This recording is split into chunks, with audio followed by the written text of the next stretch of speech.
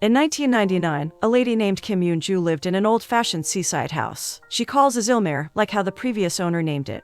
On December 21st of the same year, she decided to move out to the city. She is a voice actress, so it would be convenient for her to live there. Before she left, she wrote a Christmas card letter and placed it in the house mailbox. She intends to write it for the new tenant in the future. Years passed by, and a male occupant rented the house. He was Han Seung-hyun, an architecture student. He stopped studying in the meantime and worked on a construction site nearby. He loved the place and named it Ilmare. He wrote the house's name on a signboard and placed it near the mailbox. Meanwhile, Kim Yoon-ju was already in the city. She lived in an apartment, and she's still adjusting to the new environment. She works daily as a voice talent in a recording studio, her dream job when she was a kid. Christmas Day came. The lady was delighted to see smiling people around the streets and the colorful decorations during the season. On the other hand, Seung-hyun was busy decorating the tree in front of the house. He installed lights on all of its branches, and it looked magical. After decorating, the mailbox caught his attention. Curious, he opened it to see if there were mails inside, and he found one. It was a Christmas letter from Yoon-ju, the previous occupant. She greeted him Merry Christmas and requested something. In case a letter addressed to her arrived, she wanted him to send it to her at the address she wrote. Yoon-ju was waiting for an important letter. She never received it until she left there. In the last part of the letter, she apologized for the footprints of a puppy on the doorway. It was already there when she moved in, and she failed to remove those stains. At Yoon-ju's apartment, she was waiting for a call. It was Christmas time, but her boyfriend never greeted her.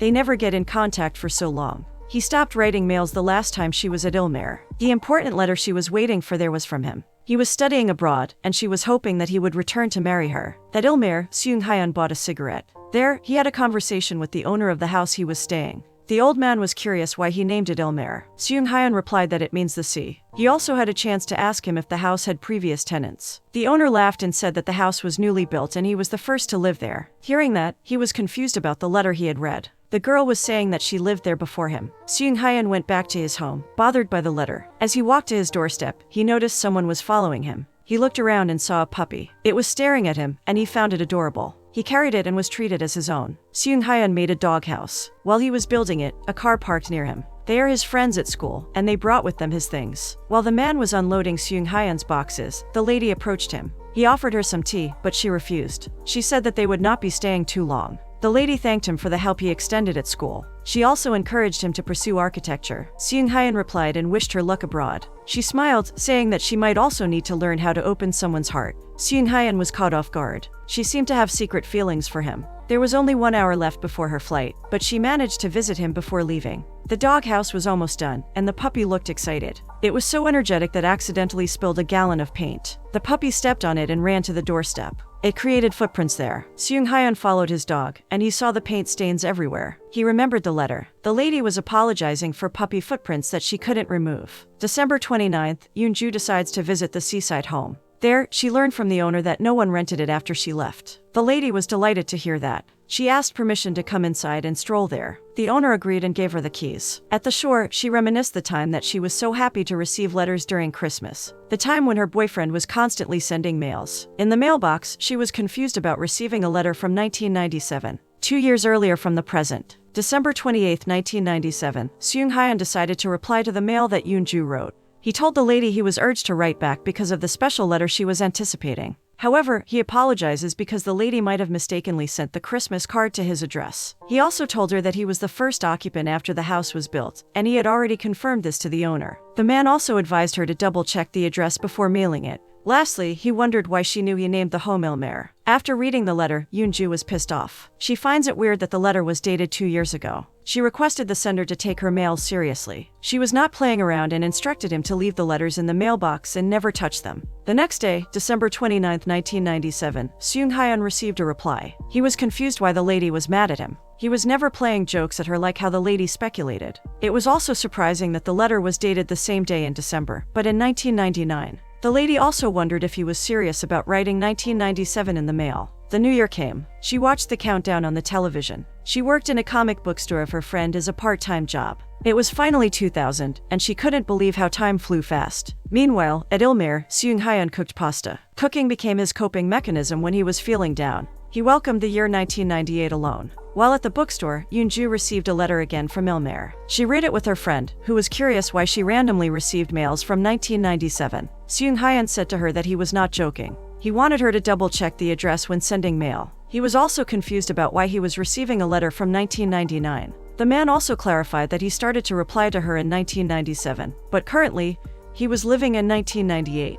Yoon-ju's friend burst out laughing. She has already read countless fictional books with a similar story, and the guy might have read a similar one and wanted to try it in real life. Later that night, Yoon-ju reread the letter, bothered if the man was telling the truth. Suddenly, she received a call from her friend. She was telling her to go outside because it was snowing. Outside, she was delighted to see that it was true. They laughed, recalling that they almost died in the cold the last time. After they ended the call, Yoon-ju went to her room and scanned a photo album. It contained her memories of her boyfriend and some photos with her friend during the last snowfall. The image was dated 2 years ago. Because of that, she remembered the guy living in 1998. January 9, 1998, Seung-hyun ended his shift at the construction site. He thinks twice if he will cover the machines in case it snows. His co-workers said that the weather forecaster never mentioned snow that night, so they went out to eat and had some beer. While they were walking, it suddenly snowed. He was shocked because Yoon-ju mentioned it in the letter. She said that if he lived in 1998, snow would start from January 9th. The lady also warned him to be careful because influenza would spread in Korea on that same date. Seung-hyun had called later, so he was convinced she was telling the truth. That same night, he grabbed a pen and paper and wrote a mail. He was also smiling, and he couldn't believe that he was exchanging letters with a woman living 2 years ahead of him.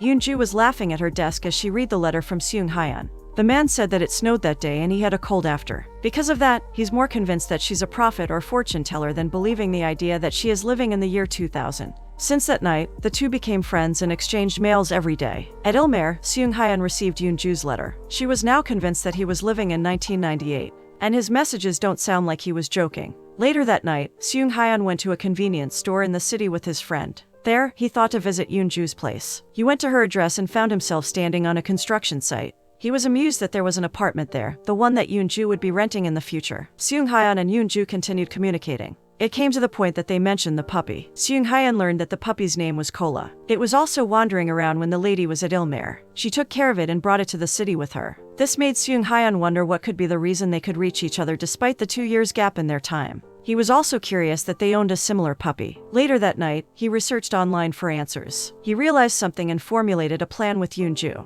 The next day, the lady went to the mailbox at Ilmer. She opened it and placed her headband inside. She waited some time before opening the mailbox again. On that same day, Seung-hyun laughed because he received the headband. Yoon-ju, on the other hand, opened the mailbox and saw that the headband had disappeared. All along, it was because of the mailbox that they were able to send mail to each other. After finding out about the magic mailbox, the two became excited about exchanging letters. From friends, their relationship turned intimate. They became comfortable with others as they shared their problems and achievements. The lonely Seung-hyun before became happier than ever because of Yoon-ju. Similarly, the broken-hearted lady felt better because of him. One day, the lady was excited to get Seung-hyun's letter from the apartment's mailbox. However, she found a different letter. It was the particular mail she had been waiting for a long time. The letter is from Jae-hoon, her ex-boyfriend who went abroad. Yoon-ju froze. She could not believe that he had mailed her. She had a mixed emotion of gladness and pain. After receiving the letter, she realized she was still in love with him. Yoon-ju went to work but was bothered by the letter. As soon as she arrived home, she dialed the number written in Jae-hoon's mail. Someone picked it up, but it was a lady's voice. Yoon-ju was out of words. She could not believe that Jae-hoon had already found a girlfriend in Chicago. She thought that they still had a chance together. Heartbroken, the lady diverted her attention to other things. Seung-hyun advised her to cook something.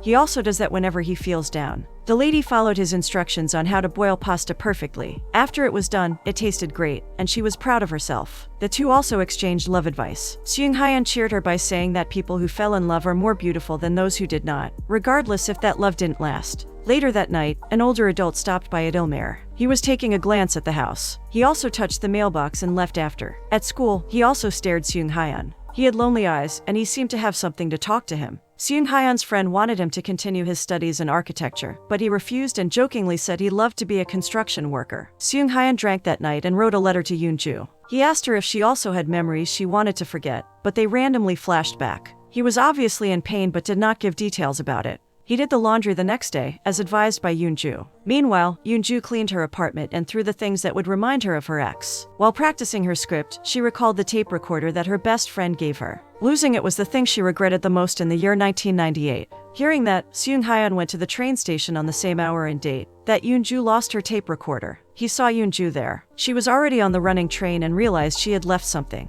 She did not recognize him, but she saw the tape recorder on the bench. Seung-hyun grabbed it. He couldn't stop smiling as he heard Yoon-ju's voice on the tape. He finds her cute and charming. He blushed when the lady said, "I love you." Yoonju went biking with her friend, and she played the tape recorder. She laughed as she heard her young voice 2 years ago. Suddenly, she listened to a man. It was Seung-hyun. She was amused to hear his voice for the first time. The next day, Seung-hyun was delighted to open the mailbox. The lady gave him 2 gifts. The first was an earmuff so he won't be cold on the construction site. She also gave him one of the fish from the aquarium, Cola's buddy. He was amused that Cola with him also loved the fish. At the construction site, a man approached him. He said that his aunt was begging him to visit his dad. He was ill and currently staying at the hospital. He was Professor Han Seok-jin, the man who visited Ilmair and the same man in the architectural college he studies. He was the reason why he stopped schooling. He left when he was 7 years old, and he doesn't want to see him again. Regardless, he requested Yoonju to find his dad's book published in 2000. At the library, Yoonju found the book. She flipped the cover page and saw that Professor Han passed away in 1998, the same year that Han Seok-jin lived. She rushed to the mailbox to tell him his father would soon leave him. However, she got involved in an accident and failed to send the book on time.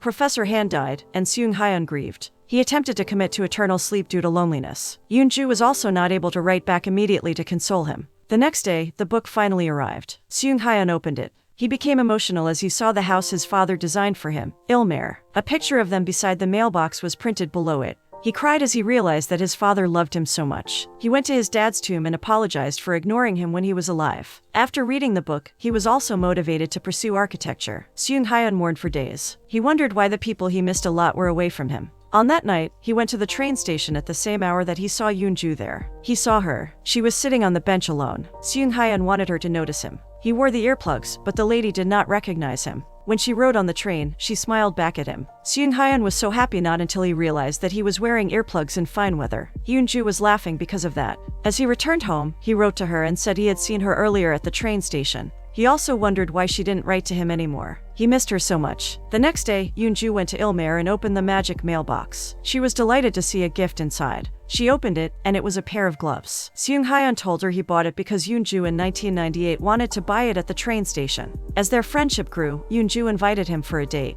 Seung-hyun agreed and followed her instructions on how to enjoy herself at the amusement park. The lady loves all the rides there but, unfortunately, can't join him. She was in the amusement park in 2000, and she enjoyed it very much. She imagined that Seung-hyun was also there with her. It was now Seung-hyun's turn to take her somewhere. He instructed her to go to Bomunrai, where trees are lined on the streets. He loved to stroll there alone whenever he felt down. He also asked her to go to the cafe where he drinks wine. He also went there and reserved the lady a bottle of wine to be opened in 2000. Yoonju arrived at the cafe. She received the wine that Seung-hyun had reserved for her. She was so happy and thanked him. She enjoyed the day but felt lonely as she walked home alone. Seung-hyun replied that he wanted to meet her personally if she would love to. The lady felt excited but was curious if that would be possible. Regardless, she set a date on the 11th day of March 2000. They will be meeting at the beach near Yoonju's hometown. When she was a kid, she dreamed of building her dream house someday. The weekend came, the day of their date. Yoonju was excited as she rode on the bike to the beach. She arrived there and saw ongoing construction. A lady told her that an architect designed it for the woman he loves. Yoonju stayed on the shore and waited patiently for Seung-hyun.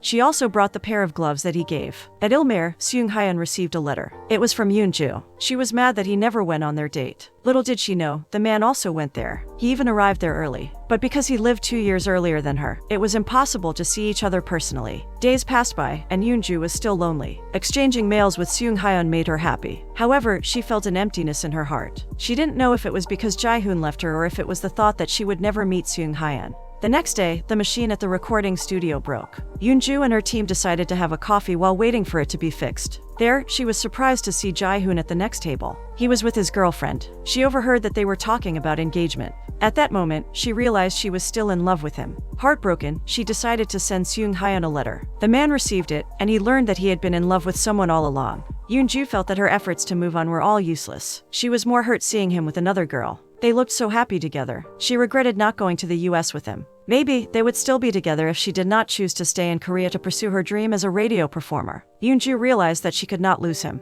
She begged Seung-hyun to go to the cafe in 1998, their last date. She told him to stop Jae-hoon from leaving abroad. Seung-hyun was also in pain after reading that. He was hurt that Yoonju loved someone. That night, he went to the train station to see her again. He missed her a lot. He sat on the bench beside a man. Shortly after, Yoonju arrived. She was smiling at him. He stood up to hug her, but she went straight to the man beside him. He learned that he was Jae-hoon, the man he was so in love with. He was hurt to see them together, but what hurt more was the feeling that he was only a stranger to Yoon-ju. Days passed by, and Seung-hyun remained heartbroken. He tried to divert his attention to drawing. He made drafts of a house, but he could not design it the way he wanted to. He played with cola on the shore. Everything he does constantly reminds him of Yoon-ju. He blankly stared outside. He remembered Yoon-ju's best memory at Ilmer was when she had read letters under the tree. Because of that, Seung-hyun decorated the tree with lights, as he did last Christmas. Jae-hoon saw Yoon-ju. He invited her for coffee. He told her he had difficulty studying animations alone in the US. At first, he was motivated by her letters, but he got tired of their setup.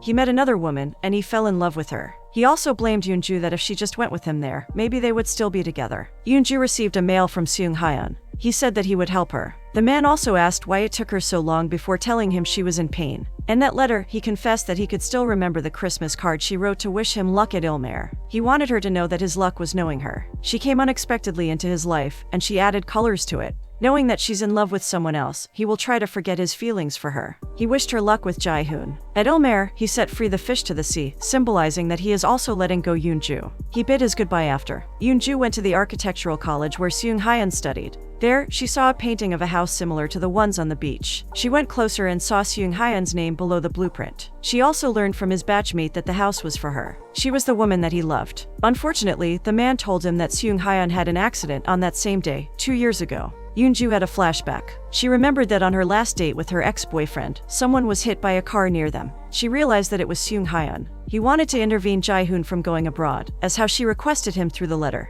Yoon-ju was crying. She rushed to the mailbox to stop Seung-hyun from going there. She was hoping that the man would receive the letter sooner. She had a breakdown at the mailbox and stayed there through the night. The next day, everything returned to when Yoon-ju was leaving Ilmer. As she was packing her things, a strange guy came. It was Seung-hyun. The accident did not happen, and he was still alive. However, Yoon-ju doesn't recognize him. Regardless, Seung-hyun was happy to meet her in person finally, and he's willing to retell the romance that formed when they were 2 years apart.